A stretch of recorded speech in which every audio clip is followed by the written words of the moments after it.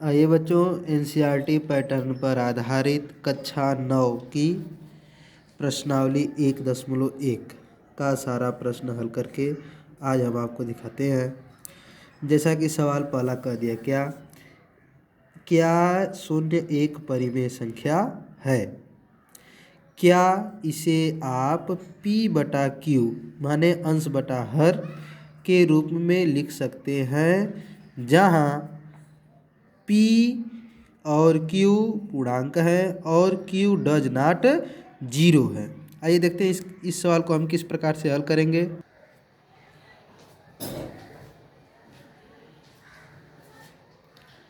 देखिए, जैसा कि सवाल कह दिया, क्या शून्य एक परिमेय संख्या है?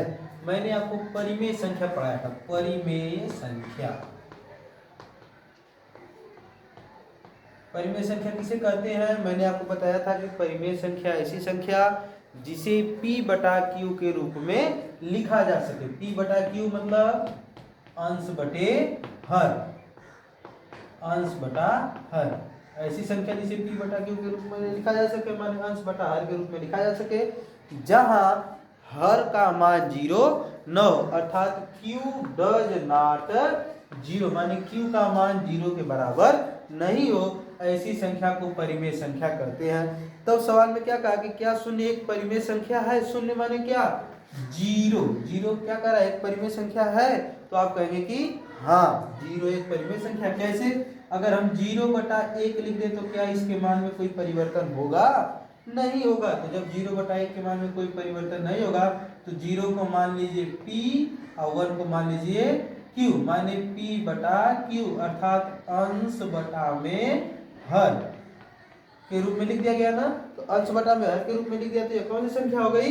परिमेय संख्या। इस तरह से आप और सारे उदाहरण लिख सकते हैं। 0/1, 0/2, 0/3, डॉट डॉट डॉट, बहुत सारी संख्या ऐसी आप लिख सकते हैं। तो इस तरह से सवाल के हिसाब से आप यह कह सकते हैं कि हाँ, शून्य एक परिमेय संख्या है और इसे हम p बटा q के रूप में लिख सकते हैं।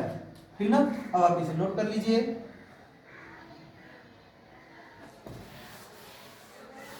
देते हैं।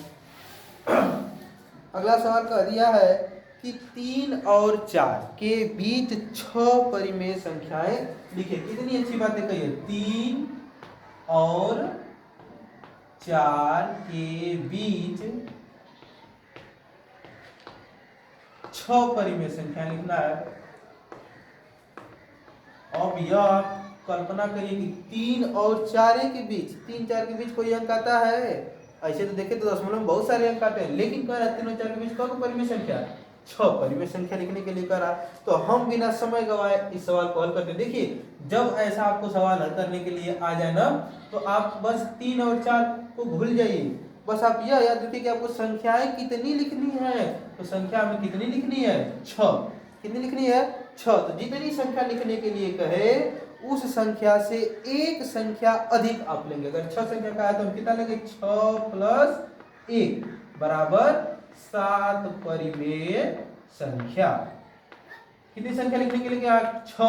तो हम 6 से एक अधिक, अगर 7 का दे तो 7 + 1, 8 का दे तो 8 + 1, 9 का दे तो 9 + 1। इस तरह से आप एक एक अधिक संख्या बढ़ा करके लेंगे। जैसा कि 6 का है तो 6 + 1 हमने कर दिया तो 7 परिमेय संख्या हो गया।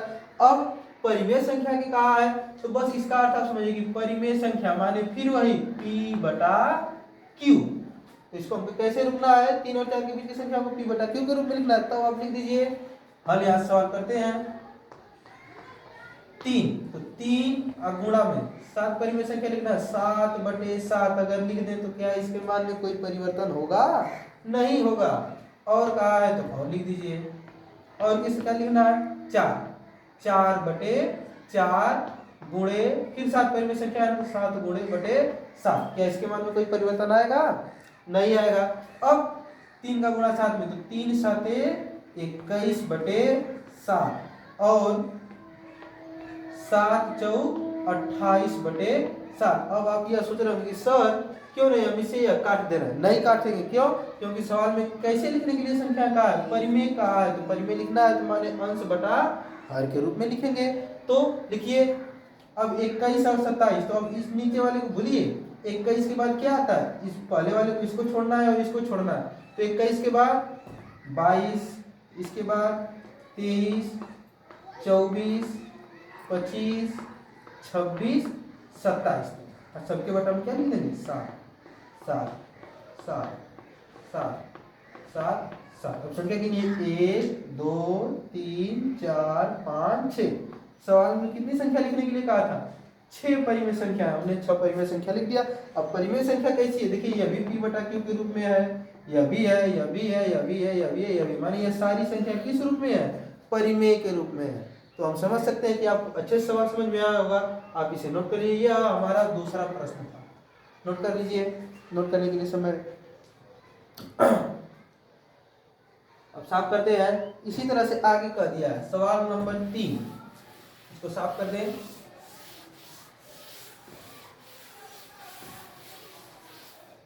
सवाल नंबर 3 कहा है कि 3/5 और 4/5 के बीच कई परिमेय संख्या लिखनी है, 5 परिमेय संख्या लिखनी है, 5 परिमेय संख्या लिखनी है। तो जैसे यह हमने पिछला सवाल लगाया था उसी तरह से इस सवाल को भी लगाएंगे। कैसे, 5 का है ना, तो इसको भूलना है, इसको याद करना है। तो 5 का है तो क्या कर देंगे, 5 + 1 बराबर कितनी संख्या है, 6 परिमेय संख्याएं। 6 परिमेय संख्या हो गया ना। अब बस काम वही करना है, 3/5 का है तो 3/5 और गुणा में 6/6, और आ गया तो और लिख दीजिए 4/5 और गुणे 6/6। इतना में कोई दिक्कत नहीं होगी, जैसे सवाल था उस तरह कर दिए, ना इसके मान में कोई परिवर्तन, ना इसके मान में कोई परिवर्तन। अब संख्या लिखने तो ऊपर का गुणा ऊपर, नीचे का गुणा नीचे, तो 6 × 3 = 18 और 6 × 5 = 30 और 6 × 4 = 24 और 6 × 5 = 30। कोई दिक्कत नहीं, दिक्कत। अब आधार बराबर है तो लिख सकते हैं 18 और इसको छोड़ना है, तो 18 के बाद 19, 20, 21, 22, 23, 24, 18 नहीं लिखेंगे, सबके बटा में 30, 30, 30, 30, 30। कैसा संख्या होगा, 1, 2, 3, 4, 5। अरे वाह, सवाल में 5 संख्या कहा और हम सब ने मिलकर 5 परिमेय संख्याएं निकाल लिया। ठीक ना, हम समझ सकते हैं कि आपको यह भी सवाल बहुत अच्छे से समझ में आया होगा। आप इसको फटाक से नोट कर लीजिए।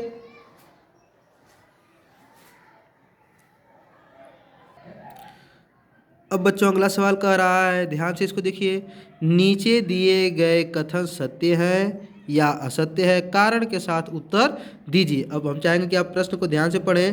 पहला प्रश्न दिया है, प्रत्येक प्राकृतिक संख्या पूर्ण संख्या होती है। Very good. दूसरा, प्रत्येक पूर्णांक एक पूर्ण संख्या होती है। प्रत्येक परिमेय संख्याएं एक पूर्ण संख्या होती है। इसमें आपको परिभाषा याद करना है। आइए हम इसको फटाक से आपको हल करके दिखाते हैं। क्या बोला, प्रत्येक प्राकृतिक संख्या एक पूर्ण संख्या होती है। कह रहा है कि प्राकृतिक संख्या पूर्ण संख्या होती है, प्राकृतिक संख्या पूर्ण संख्या होती है। अब इसका उत्तर कैसे देंगे, तो मैंने आपको पढ़ाया था प्राकृतिक संख्या किसे कहते हैं, नेचुरल नंबर माने प्राकृतिक संख्या। प्राकृतिक किसे कहते हैं, तो गिनती की संख्याओं को प्राकृतिक संख्या कहते हैं। मैंने क्या पढ़ाया, गिनती की संख्या को प्राकृतिक संख्या कहते हैं।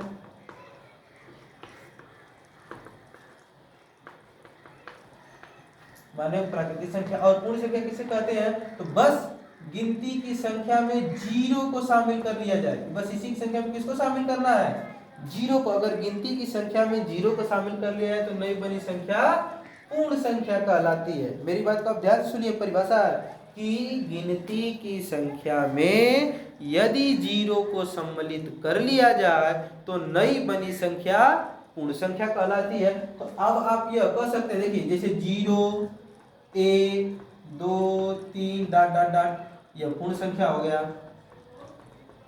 1 2 3 4 यह प्राकृतिक संख्या आ गया। तो अब इस सवाल का उत्तर आप बिल्कुल कह सकते हैं कि यह कथन बिल्कुल सही है, माने यह कथन क्या है, सत्य है। कैसे कि गिनती की संख्या में या पूर्ण संख्याओं के अंतर्गत सारी की सारी प्राकृतिक संख्याएं आती हैं, इसलिए यह कथन बिल्कुल सही है ना। क्या कि पूर्ण संख्या के अंतर्गत गिनती की सारी संख्याएं या प्राकृतिक संख्याएं आती है। दूसरा कह रहा है कि क्या प्रत्येक पूर्णांक एक पूर्ण संख्या होती है। दूसरा क्या कहा, प्रत्येक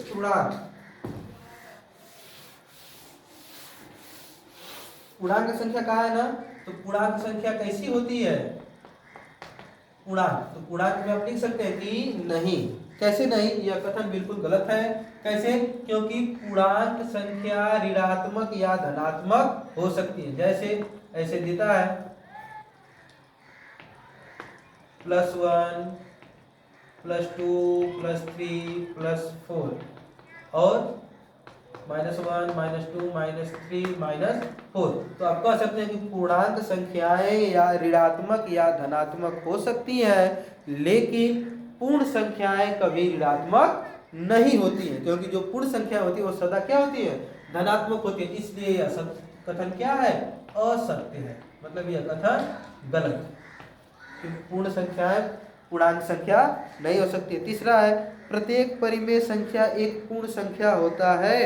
परिमेय संख्या पूर्ण संख्या होता है, तो परिमेय संख्या किसे कहते हैं, जो p बटा q के रूप में लिखा जा सकता है, क्या कहते हैं, परिमेय संख्या।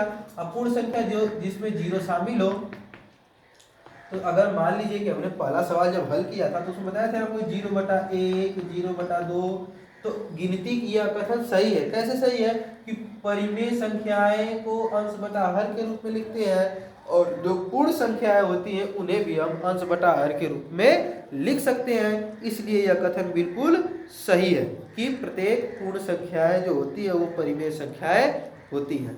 ठीक ना। आज के वीडियो में बस इतना ही, फिर हम नेक्स्ट वीडियो में मिलेंगे। तब तक के लिए नमस्ते।